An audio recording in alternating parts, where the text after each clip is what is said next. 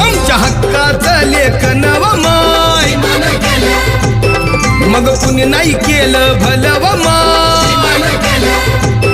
अग दिल्लीचं दालन फुलं व माय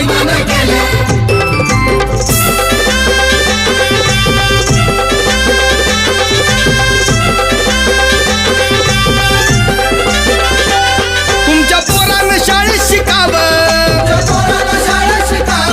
आशाला जारीला मुकावं असं सभेमधी भाषण व मान